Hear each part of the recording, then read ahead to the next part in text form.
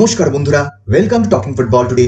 আর নিয়ে চলে এসেছি আজকের ডেইলি আপডেটেড ভিডিও শুধুমাত্র তোমাদের জন্য। তো চলো বন্ধুরা, আজকের এই ভিডিওটা আর দেরি না করে শুরু করা যাক। Today's video is sponsored by OneFootball. OneFootball is definitely the best football app out there in the market, and it's just absolutely free. Catch all the latest updates of Indian football as well as world football in just one tap. From live scores to live player updates, fixtures and latest transfer news, OneFootball has everything that you could possibly need and more. It has over 200 different leagues in 12 different languages, and it's the only football app that I've installed in my phone. So if you want to try it out yourselves, make sure you use the link provided in the description below and download it for free.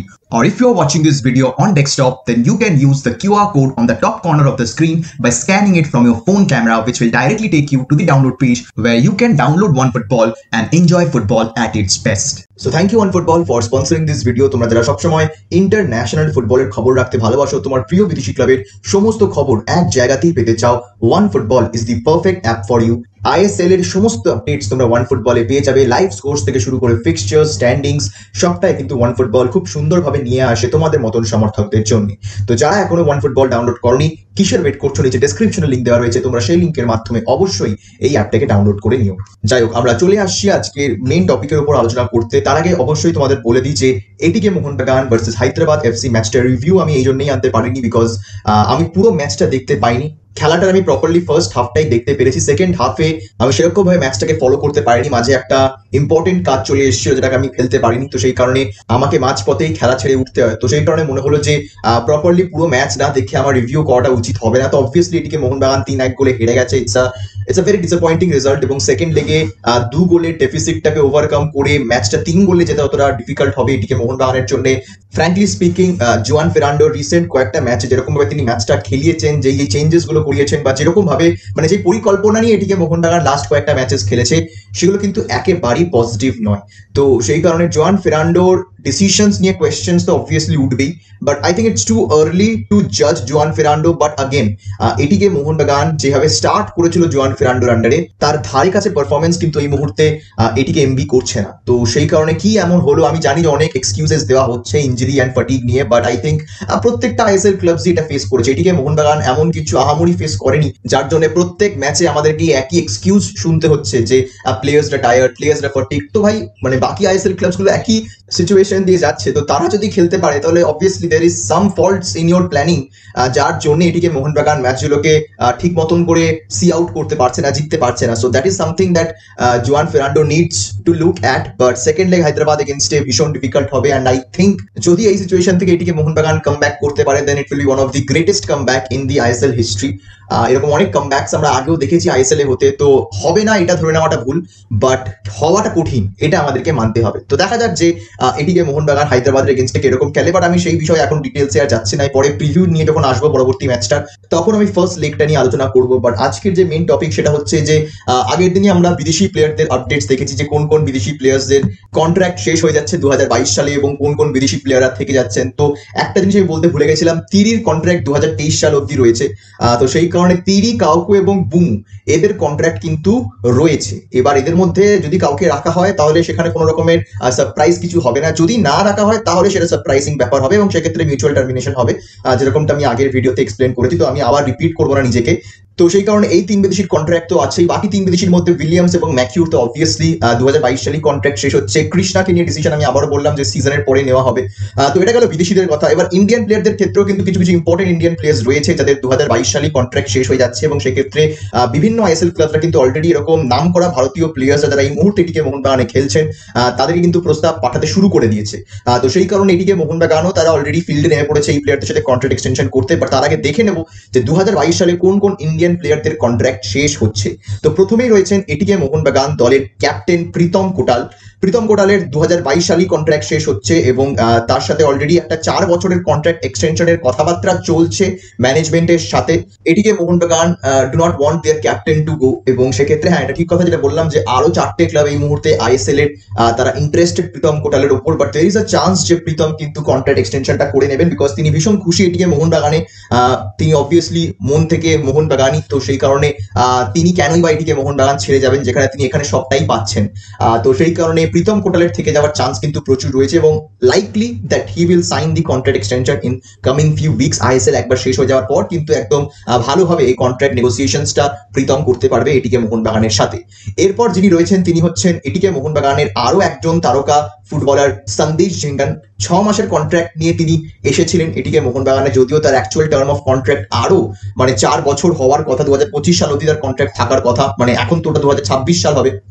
তো সেই কারণে যদিও এত বছর তার বাকি রয়েছে কন্ট্রাক্টের এটিকে মোহনবাগানের সাথে, বাট তিনি সিভেনিক ছেড়ে এসছেন জাস্ট আপাতত 6 মাসের জন্য, বিকজ শোনা যাচ্ছে সামার উইন্ডোতে তিনি কিন্তু আবার ট্রাই করতে পারেন কোনো বিদেশি ক্লাবে সাইন করার, বিকজ এই লিগ থেকে বেশ কয়েকটা ক্লাবের ইন্টারেস্ট কিন্তু রয়েছে সন্দেশ ঝিঙ্গানের ওপর। তো সেই কারণে ঝিঙ্গান আরেকবার ট্রাই করবেন বিদেশে খেলার, বাট এইবার ডিসিশনটা তিনি আরো ভেবে চিনতে নেবেন। এটিকে মোহনবাগানের প্রস্তাব অবশ্যই থাকবে সন্দেশ ঝিঙ্গানের জন্য এবং তারা চাইবে যে বাকি ইয়ার অফ কন্ট্রাক্ট যে সন্দেশ ঝিঙ্গানের বাকি রয়েছে সেটা তিনি অনার করুক। বাট যদি বিদেশে যাওয়ার সুযোগ সন্দেশ ঝিঙ্গানের কাছে আরো একবার আসে তাহলে কিন্তু এটিকে মোহনবাগান আরো একবার আটকাবে না সন্দেশ ঝিঙ্গানকে, বিকজ তাদের কন্ট্রাক্টেই রয়েছে যে যতবার সন্দেশ ঝিঙ্গানের সুযোগ আসবে বিদেশে খেলার এটিকে মোহনবাগান কিন্তু তাকে আটকাবে না। তো সেই কারণে শেষ চেষ্টা আরেকবার সন্দেশ ঝিঙ্গান করবেন আর সামার উইন্ডোতে, যদি না হয় তাহলে সেক্ষেত্রে এটিকে মোহনবাগানের সাথে তিনি কিন্তু আরো একবার কন্ট্রাক্ট এক্সটেনশন করবেন, এটা আমরা ধরতে পারি। এরপরে আরো একজন ইম্পর্টেন্ট এটিকে মোহনবাগানের প্লেয়ার যার কন্ট্রাক্ট 2022 সালেই শেষ হয়ে যাচ্ছে, তিনি হচ্ছেন লেনি রড্রিগেজ। তো অবভিয়াসলি হাবাসে থাকার সময় লেনিকে সেরকম ভাবে আমরা সেই লেভেলে খেলতে দেখিনি এবং লেনির যে পারফরমেন্স আমরা এখন দেখছি একটা হিউজ চেঞ্জ এসছে তার পারফরমেন্সের মধ্যে, সেটার অনেকটা কৃতিত্ব যায় জোয়ান ফেরান্ডোর জন্য।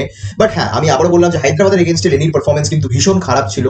ফার্স্ট টাচ প্রত্যেকটা খারাপ ছিল, ম্যাক্সিমাম টাইম ফার্স্ট টাচে হায়দ্রাবাদের এগেনস্টে লেনি কিন্তু বল পজিশন লুজ করেছিল এবং সেখান থেকে একটা গোল যেটা কর্নার থেকে হায়দ্রাবাদ স্কোর করেছিল সেটাও কিন্তু এসেছিল যখন লেনি ফার্স্ট টাচে বল পজিশনটা লুজ করেছিল। তো সেই কারণে কিন্তু লেনির পারফরমেন্স নিয়ে কোয়েশ্চেন মার্ক অবশ্যই থাকছে, যদিও তিনি এমন একজন প্লেয়ার যার মধ্যে এক্সপিরিয়েন্স রয়েছে, যিনি কিন্তু জোয়ান ফেরান্ডো স্টাইলের সাথে মানিয়ে নিয়েছেন নিজেকে এবং পার্টিকুলার এই পজিশনে এটিকে মোহনবাগানের প্লেয়ার্সও কম রয়েছে। তো সেই কারণে দের ইজ আ চান্স যে হয়তো এটিকে মোহনবাগান লেনিকে কন্ট্রাক্ট এক্সটেনশন অফার করতে পারে, গিভেন যদি তারা নতুন সাইনিং করতে না পারে এই পজিশনে, বিকজ এখানে they are bringing in new players. হাম থেকে তারা সাইন করেছে, দীপক পাংড়ি রয়েছে, they are still looking for another central midfielder. তো সেই কারণে যদি সেই টার্গেটস গুলো একটা ম্যাসিভ ইন্ডিয়ান সাইনিং এটিকে মোহনবাগান করতে চাইছে এই মাঝ মাঠে, তো সেই কারণে সেটা যদি তারা করতে পারে তাহলে হয়তো এটিকে মোহনবাগান তাকে ছেড়ে দিতে পারে, বাট তাকে বার করে দেওয়া হবে এরকম 100% ডিসিশন এটিকে মোহনবাগান এখনো নেয়নি। তো এই হচ্ছে লেনির আপডেট। এরপরে রয়েছেন ফরদিন আলী মোল্লা। তো ফরদিন আলী মোল্লা স্ট্রাইকার, 19 বছর তার বয়স, 2022 সাল অব্দি তার কন্ট্রাক্ট রয়েছে এটিকে মোহনবাগানের সাথে, যদিও ম্যাক্সিমাম টাইম তাকে খেলতে দেখা গেছে বি টিমের হয়ে, তিনি অ্যাকচুয়ালি এটিকে আন্ডার 18 খেলেছিলেন, তারপর তিনি মোহামেডান স্পোর্টিং ক্লাবের হয়ে সাইন করেছিলেন এবং তারপর এখন আবার তিনি এটিকে মোহনবাগানের প্লেয়ার হয়ে 2022 সাল অব্দি তার কন্ট্রাক্ট রয়েছে। সো ইন দ্যাট কেস দেখো প্লেয়ারের বয়স কম, 19 বছর মাত্র বয়স, স্ট্রাইকার পজিশনে প্রচুর প্লেয়ার্স রয়েছে। ফরদিন আলী মোল্লা হার্ডলি হয়তো এটিকে মোহনবাগানের সুযোগ পাবেন, but then again there is a chance যে ফরদিন আলী মোল্লার সাথে এটিকে মোহনবাগান কন্ট্রাক্ট এক্সটেনশন করতে পারে, বাড়াতে পারে 1-2 মরশুমের জন্য, বিকজ এই মুহূর্তে দাঁড়িয়ে অন্য কোনো আইএসএল ক্লাবের প্রস্তাব কিন্তু ফরদিন আলী মোল্লার কাছে নেই।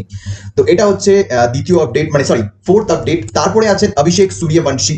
এবার এই প্লেয়ারটি যথেষ্ট ইমপ্রেস করেছিলেন হাবাসকে এবং তারপর জোয়ানকে হয়তো সেরকম ভাবে ইমপ্রেস তিনি না করতে পারলেও এই প্লেয়ারটির মধ্যে কোয়ালিটি রয়েছে, ভালো ফুটবল খেলার তিনি সেটা দেখিয়েছেন। এই বছর আইএসএল এর দুটো অ্যাপিয়ারেন্স তার রয়েছে, 41 মিনিট তিনি খেলেছেন এবং মাঝ মাঠে যেটা বললাম যে প্লেয়ার্স এর অভাব এটিকে মোহনবাগানের রয়েছে, তো সেই কারণে বেঞ্চ স্ট্রেংথটাকে রাখার জন্য, বেঞ্চের সাইজটাকে মেনটেন করার জন্য এবং যেহেতু আন্ডার 21 প্লেয়ার্স রাখা ম্যান্ডেটরি একটা ক্লাবের জন্য আইএসএল টিমে, তো সেই কারণে কিন্তু অভিষেক সূর্যবংশীকে রেখে দেওয়ার চান্সও কিন্তু এই মুহূর্তে প্রচুর রয়েছে, বিকজ প্লেয়ারটা ভালো।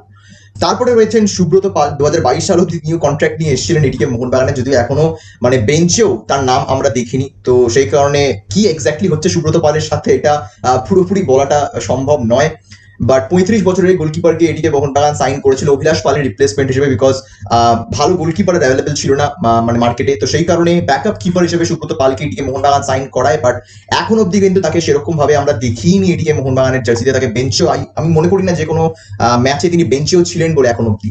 তো সেই কারণে সুব্রত পাল নিয়ে আদৌ এটিকে মোহনবাগান কিছু ভাবছে কিনা সেটা এখনই বলা সম্ভব নয়। মেবি হয়তো জাস্ট এই সিজনটা কোনো মতে একটা ব্যাকআপ কিপার রাখার জন্য তাকে সাইন করানো হয়েছে, নেক্সট ইয়ার হয়তো আর তাকে এটিকে মোহনবাগান রাখবে না, হয়তো নতুন কোনো কিপারকে তারা নিয়ে আসবে।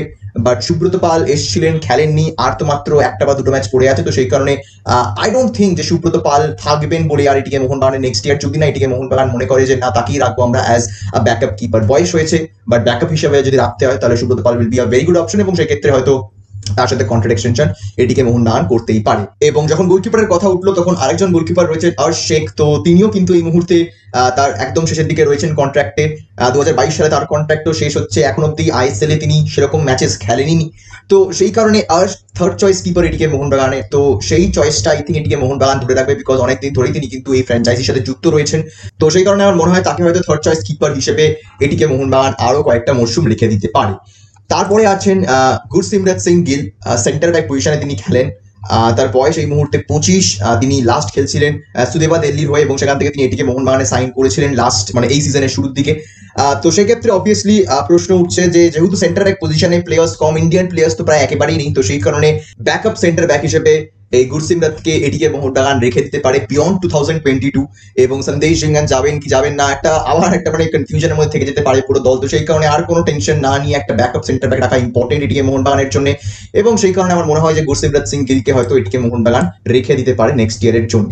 তারপরে আছেন বিদ্যানন্দা সিং এবং রবি রানা, এই দুজন প্লেয়ারই কিন্তু এই মুহূর্তে এসছেন এটিকে মোহনবাগানের হয়ে, সেরকম হয়তো সুযোগ পাননি। বিদ্যানন্দা সিং জাস্ট 3টে ম্যাচ খেলেছেন, রবি রানা মোস্ট প্রবলি একটা ম্যাচ খেলেছেন জাস্ট, তো সেই কারণে সেরকম ভাবে দুজন প্লেয়ারই সুযোগ পাননি। এবং যেটা আবার বললাম যে এটিকে মোহনবাগানের কন্ট্রাক্ট এক্সপায়ারির ক্ষেত্রে ম্যাক্সিমাম প্লেয়ার্সরাই কিন্তু বেঞ্চের প্লেয়ার্স, জাস্ট 3 থেকে 4 জন ফুটবলারই এরকম রয়েছেন যারা রেগুলারলি ফুটবল খেলতে পারেন আইএসএল দলে, তো সেই কারণে বাকি যারা রয়েছেন তাদের প্রত্যেকেই বেঞ্চের প্লেয়ার্স, এবং সেই কারণে বেঞ্চ স্ট্রেংথ ধরে রাখার জন্য, বেঞ্চের সাইজ ধরে রাখার জন্য এটিকে মোহনবাগানের জন্য ইম্পর্টেন্ট হবে এই প্লেয়ারদের কন্ট্রাক্ট এক্সটেনশন অফার করা। আই ডোন্ট থিঙ্ক খুব ডিফিকাল্ট হবে এদের সাথে কন্ট্রাক্ট এক্সটেনশন করতে, বিকজ এরা প্রত্যেকেই এটিকে মোহনবাগানে খুশি আছেন, এবং যে টাকাটা তারা পাচ্ছেন সেটা নিয়েও তারা ভীষণ খুশি আছেন, অপরচুনিটিস নিয়ে তারা খুশি আছেন, টিমের যেই এনভায়রনমেন্ট রয়েছে, প্লেয়ার্স যারা রয়েছেন আশেপাশে সব মিলিয়ে কিন্তু একটা হেলদি এনভায়রনমেন্ট এটিকে মোহনবাগানের আছে, তো সেই কারণে খুব ডিফিকাল্ট হবে না এদেরকে মানানোর। তো সেই কারণে আই থিঙ্ক সিজন শেষ হলেই এক এক করে কিন্তু এটিকে মোহনবাগান এই প্লেয়ার্সদের সাথে কথা সুযোগ করবে। আমি জাস্ট তোমাদেরকে লিস্ট দিয়ে দিলাম যে এই প্লেয়ার্সদের কন্ট্রাক্ট 2022 সালেই শেষ হচ্ছে।